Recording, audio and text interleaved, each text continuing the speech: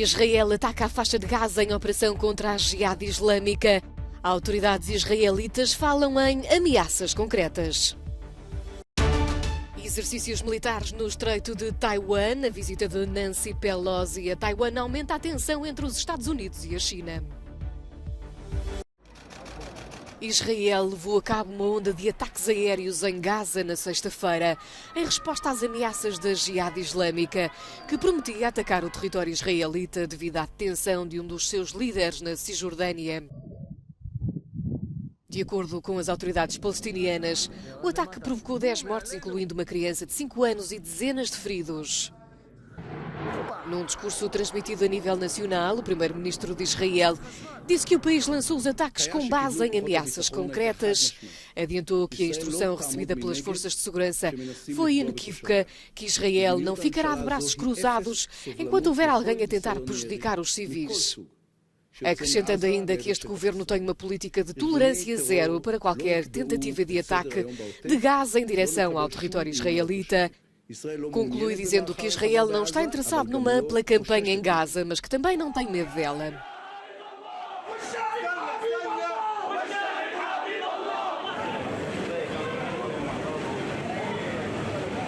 O Ministério da Saúde de Gaza não fez distinção entre as baixas civis e militantes. Já as Forças Armadas de Israel dizem que morreram 15 terroristas na operação. Taysir al-Jabari, o comandante da Jihad Islâmica para o norte de Gaza, estava entre eles. Foi a própria organização a confirmar a sua morte. Um porta-voz do exército israelita disse que al-Jabari era um alvo deliberado e responsável por múltiplos ataques contra Israel. Consequências da visita de Nancy Pelosi a Taiwan, aumento da tensão entre os Estados Unidos e a China. Este sábado, embarcações e aviões militares chineses atravessaram as águas do Estreito de Taiwan, conduzindo ataques com mísseis de precisão ao largo da costa da ilha, que pretende ser independente. A presidente do Congresso norte-americano esteve menos de 24 horas no território de Taiwan, numa visita encarada como uma provocação da parte do governo de Pequim, que, como resposta, mobilizou meios bélicos para a zona de identificação da defesa aérea de Taiwan.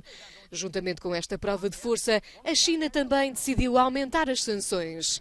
Pequim cortou laços com Washington em questões fundamentais, como as alterações climáticas.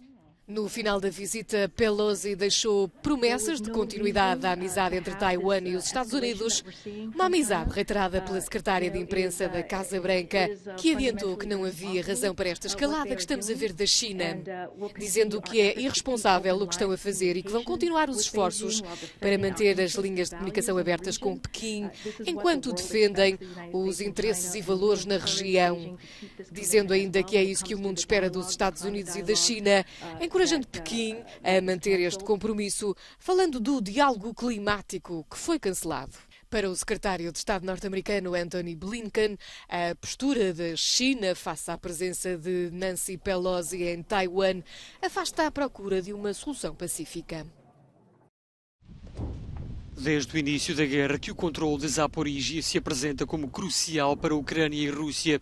Ao 163º dia do conflito foi a luta pela maior central nuclear da Europa a dominar novamente as atenções, com acusações de parte a parte e o perigo de um desastre nuclear.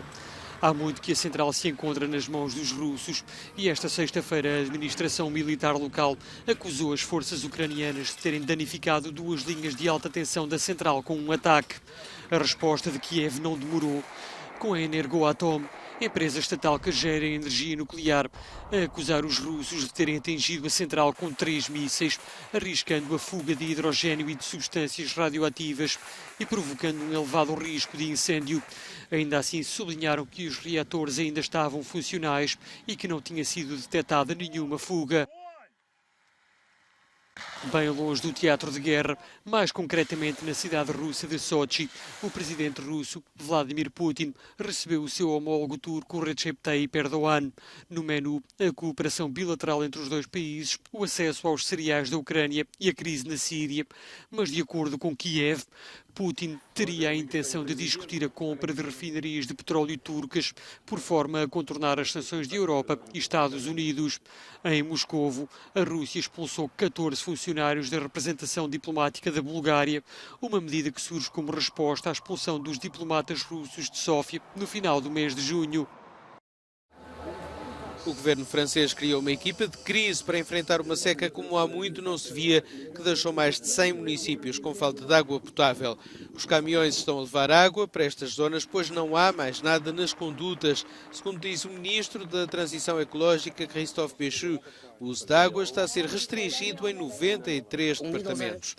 Diz o ministro, encontramos-nos num contexto que já não corresponde a qualquer hábito. Nunca vivemos uma seca como esta e a má notícia é que, tanto quanto podemos ver, não há razão para pensar que vai parar. Até as folhas das árvores mudaram de cor por culpa do calor no Parque Puy de Chaumont, em Paris. A onda de calor que assola o país desde junho fez com que árvores e arbustos tenham perdido as folhas mais cedo, criando uma cena que parece outonal. Em Roma, residentes e turistas tentam arrefecer-se nas muitas fontes espalhadas pela cidade. 16 cidades italianas, incluindo destinos turísticos como Roma, Florença ou Palermo, foram colocadas em alerta vermelho, com as temperaturas a ultrapassar 40 graus. Nos Países Baixos, o ministro das Infraestruturas apelou aos cidadãos para demorarem menos tempo no banho, não lavarem os carros e não regarem o jardim. Os proprietários de barcos domésticos no Reno estão a enfrentar um problema crescente devido ao aumento das temperaturas. Os barcos agora estão em terreno seco no Reno. Na Roménia, a seca causou grandes problemas no Danúbio. Na zona de Calafate, o rio caiu tanto que as ilhas de areia vieram à superfície. Os níveis do Danúbio estão em mínimos históricos. Familiares de 10 mineiros presos numa mina de carvão no norte do México ainda têm esperança num milagre. 5 mineiros conseguiram escapar no rescaldo do colapso de quarta-feira, mas não foram encontrados mais sobreviventes desde essa altura. Entre autoridades e voluntários, mais de 300 pessoas estão mobilizadas nas operações de salvamento. Chama-se Sorte e tem 2 cabeças. Nasceu num viveiro nos Países Baixos, deixando o criador de cabeça perdida quando a viu. Este exemplar único tem 4 patas, 2 cabeças e 2 caudas, mas apenas uma carapaça. A tartaruga foi submetida a exames e tudo indica que terá a sorte de viver uma vida longa e saudável. Pesa agora 34 gramas, mas pode chegar aos 100 quilos.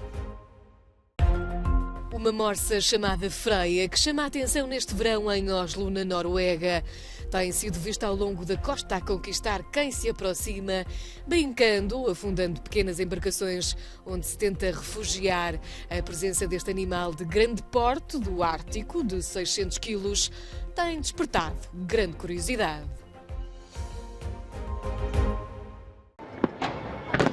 20 de agosto, dia da fundação da Hungria e dia de Santo Estevão. É uma data muito importante que os húngaros celebram anualmente com festa rija. Mas este ano, muitos cidadãos estão a manifestar-se contra a despesa colossal em fogos de artifício que o governo está a programar.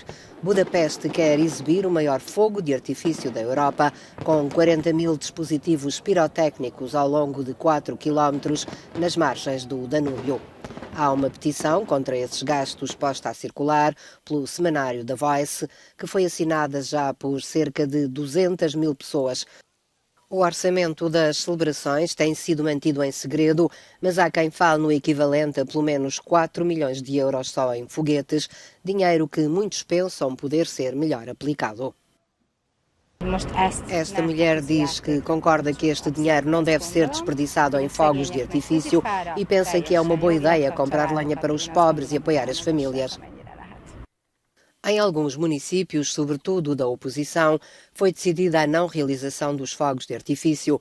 Noutros, improvisaram-se referendos, deixando as pessoas escolher. Havia um boletim de voto no jornal local. As urnas foram colocadas em vários locais da cidade, na Câmara Municipal, em hospitais e até em autocarros. Assim todos podiam escolher se queriam ou não fogo de artifício.